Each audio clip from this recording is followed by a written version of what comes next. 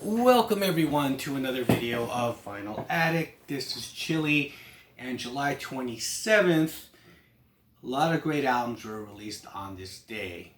From the 70s to the 90s, I'm going to go through a few of them, 6 of them, and reissues and some originals. Now before I get into this, please don't forget to hit the like button, comment on this video, share this video, and if you still haven't, please subscribe to the channel and hit the notification bell for updates.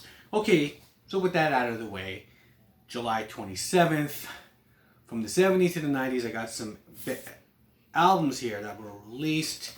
And starting with 1973, I have an original of the New York Dolls. Now, what I like about this album, the record itself, is that the label on here is really cool.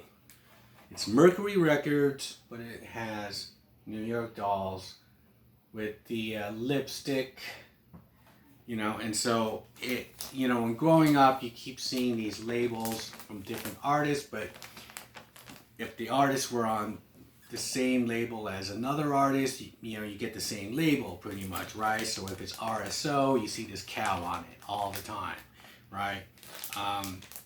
And Mercury Records had buildings. It always had the buildings on there. And this one is pretty much unique.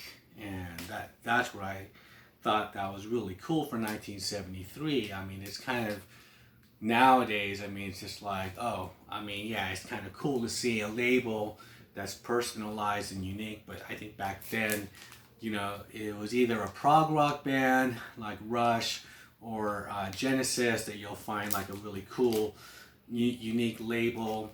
But other than that, no. It was just the same thing, right? But New York Dolls had it.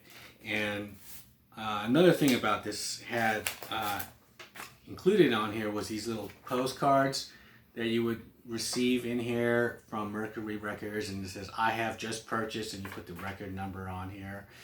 And please send me a free catalog, and you place your stamp there, and then they'll send you things, right? I guess that's how they rolled back then, the Mercury family of labels. So kind of nostalgic. Okay, so coming from 73, going from 73 to 79, this is a reissue of AC/DC's Highway to Hell. Back in Black is afterwards. Right, last one with Bon Scott. The cool thing about this, when I first heard this album and seen this album, and my brother had it, I was 9 years old, and he came home with this one and Foreigner's Head Games, and looking at it, I didn't know it was a painting, because we did have the cassette or the 8-track somewhere, but the record was always really cool because then you really could see like, oh, it was a painting. But this reissue of the AC/DC catalog is really cool because the inside, sleeve here has, information and cool pictures of this album, right? And other than the same typical, as we're talking about labels here, it'll be like this now. AC/DC, their logo or their insignia, and just black, Highway to Hell, which is cool. And so all the albums from the catalog, when they reissued all these, all are black with the AC/DC and whatever the album is. So that's interesting. That was really great. I love this album. From Highway to Hell all the way down to Night Prowler. If you want to talk about perfect albums, it doesn't get more perfect than Highway to Hell. Some would argue and say Back in Black. Yes, Back in Black is a great album, but I'm more of a Bond person, and my favorite album actually is Let There Be Rock from AC/DC, but of course this is a real close second in coming to AC/DC's catalog. Now, from late 70s to early 80s, 81, we have Stevie Nicks' Belladonna. This is an original copy here. And remember these stickers, these Warner Brothers stickers? I found out at a very young age not to mess with this. Tried to take one out a long time ago, and because it just kind of destroys the whole image, and you're just being inundated by corporation, and the company and the record label destroying the art, right? However, I've learned just to leave that alone. And so this one is still here from back in the day. And of course, this is a great debut album from her. And of course, Would Stop Dragging My Heart Around, Edge of 17, Leather and Lace. She had some great people on here. Tom Petty and the Heartbreakers, and Don Henley. And she had her little, crew of witches, I guess, However, she is the tambourine queen. There it is. It's all throughout the album. She has a tambourine there. And a tambourine there. I mean, she holds on to that thing for dear life on stage. She is the tambourine goddess, Stevie Nicks. Oh, forgot to show you the label. Because look at that. It's a personalized label too. She's earned it, right? Not like the New York Dolls. They just kind of threw it out there, for her first album. But yeah, she deserves a personalized label. Okay, so 1981, Belladonna. Going down to 83. Now, this record here made me appreciate records opposed to singles. And that there was a difference between the albums and the singles, because I was 12, 13 when this came out, and seeing videos on MTV and hearing the songs, you just think that's how they go, But of course there are edits and whatnot. But then when my sister had this album and played it, I was, kind of like, wow, I've been fooled, I've been bamboozled. And that was this album, Madonna, okay? The debut, all right? Now, this is an original, also available on cassette. It says in the back here, not CD, not compact disc, only cassettes. I think CDs came in 84, 85 or something. However, yeah. After hearing those songs and seeing it on MTV, and then I remember my sister playing this album, and Lucky Star is 5 minutes and 30 seconds.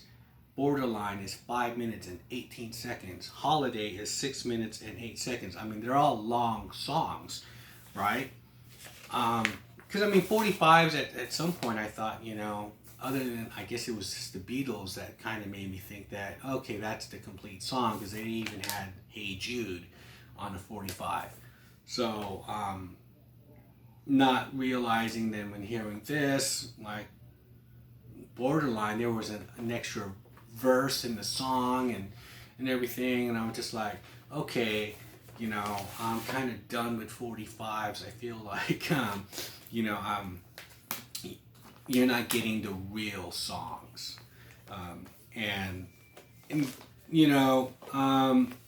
sometimes if it's a bad edit too, when they had some bad edits. I thought Let's Go Crazy by Prince and the Revolution was a horrible edit, the 4 minutes and 29 seconds, but that's on the album. But I think they have a shorter version. Yeah, they have a shorter version on the 45, which is just as worse than the album. But the album is okay, but that song is lengthy. It's like 7 minutes and 20 seconds. But hearing the longer versions, or just the regular versions on this Madonna album, I thought like, okay, well, from now on, it's all about albums, right? So I don't, even if a song came out and there was a single version of that, and I started to realize that with other albums that were coming out in the 80s, and singles seemed to be pushed a lot more and whatnot, but then especially on MTV, you know, you are just kind of hearing a condensed visual presentation, and then you buy the album. It's like, you know, even ZZ Top, there were some longer songs on there. It appeared longer. They were longer than the ones that were on the video. So, but my first introduction to this whole, you know, thing was hearing that Madonna album. So later on, she would just pretty much, you know, do shorter versions of her songs, but this first one was really cool. So coming up in '84, Metallica, right? Ride the Lightning. This is a reissue. This is a Walmart exclusive, and it's of course blue, electric blue vinyl. Came out in 1984. I was 14, and this is different. It has an inlay insert with the lyrics, and the one thing that's changed on here is they have altered the credits, because now it's produced by Metallica when it was originally produced by Fleming Rasmussen, but something has happened apparently. All right. So my favorite song on here is Trapped Under Ice. I think side 2 is my favorite side. I mean, the whole album is great, but side 2 has some interesting songs on there. I know James Hetfield doesn't like Escape, but you know what? I think it's a cool song. It's better than Seek and Destroy. It's a song I cannot stand. That song is too long, and I thought Escape was better. You know, this is the part of the trilogy, the one that I like in Metallica, the Cliff Burton trilogy, and everything else kind of falls along the wayside. It's just kind of okay, but you know, I thought they were really going for it, especially on this one. Ride the Lightning.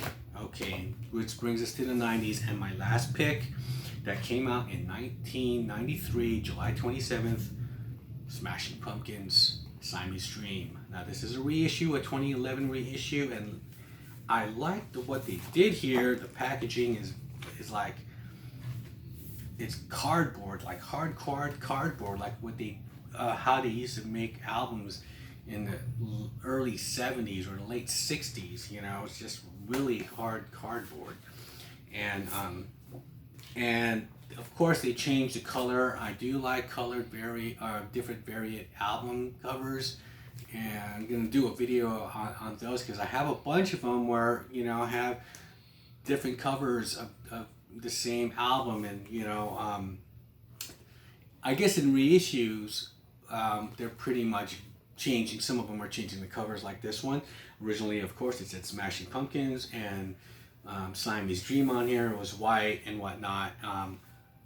Now with the song titles in the back, but you know, it comes with this little flat, and I kept it, and so all the song titles are on here, and it's a different visual. It's a different and the gatefold with the lyrics are intact in there.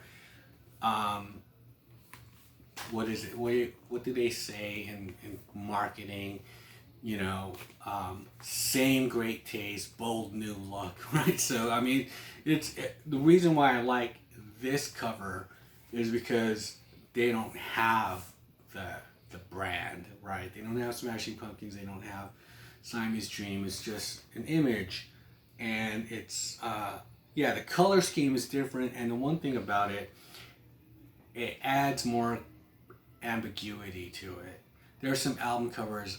Zeppelin was great with making album covers and just like not having their name on it, and you know, it's just see the visual, the picture, right? What it is. And Pearl Jam has done that as well. You know, they don't have their name on it, and you just kind of, that's what's so great about album covers and vinyl records, is that the visuals, you know, looking at the imagery. And so to take their name away from it and just kind of look at it, it's interesting. It's a different kind of, you get a different kind of perspective on it. You know, music's still great today. Cherub Rock, Disarm, Mayonnaise. You know, all the great songs are on here. Hummer, and so that's 1993. And that was Siamese Dream by Smashing Pumpkins, and that is my 6 albums from being released July 27th, from the 70s to the 90s. What are your thoughts on these albums? What are your thoughts on this video? Leave me a comment below. And again, hit that like button if you watched the video up to this point. And I'll shut up and see you guys on the next one. Bye.